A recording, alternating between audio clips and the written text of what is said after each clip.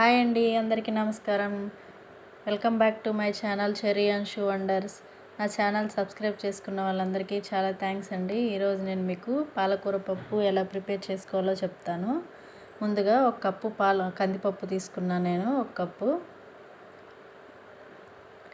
దాన్ని శుభ్రంగా కడిగి మళ్ళీ ఒక గ్లాస్ వాటర్ వేసుకున్నాను.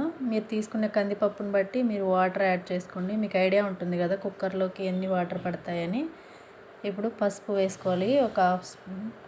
అలాగే కొద్దిగా చింతపండు, ఒక 2 టమోటా, అలాగే ఒక 5-6 పచ్చిమిర్చి సన్నగా ఇలా కట్ చేసుకొని వేసుకోవాలి.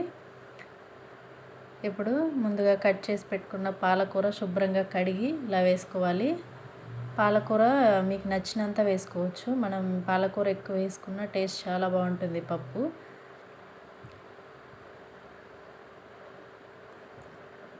ఇప్పుడు కుక్కర్ క్లోజ్ చేసేసి స్టవ్ మీద పెట్టేద్దాం. ఒక 3 విజిల్స్ వచ్చిన తర్వాత ఒకసారి ఒక 5 మినిట్స్ సిమ్లో ఉడికించండి. పప్పు మంచిగా ఉడుకుతుంది, మెత్తగా ఉడుకుతుంది. ఇప్పుడు స్టవ్ ఆన్ చేసి వేరే గిన్నె పెట్టేసి అందులో ఒక 3 స్పూన్స్ ఆయిల్ వేసాను. అలాగే వెల్లుల్లి, ఎండుమిర్చి, పచ్చికరివేపాకు, ఆనియన్స్ వేసేసి పోపు పెట్టేసుకుందాం.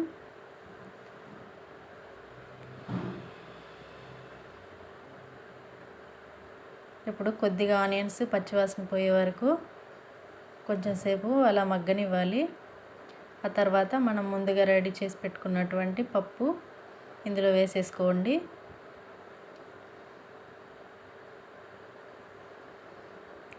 ఈ పాలకూర పప్పు టేస్ట్ చాలా బాగుంటుంది. పిల్లలు కూడా చాలా ఇష్టంగా తింటారు.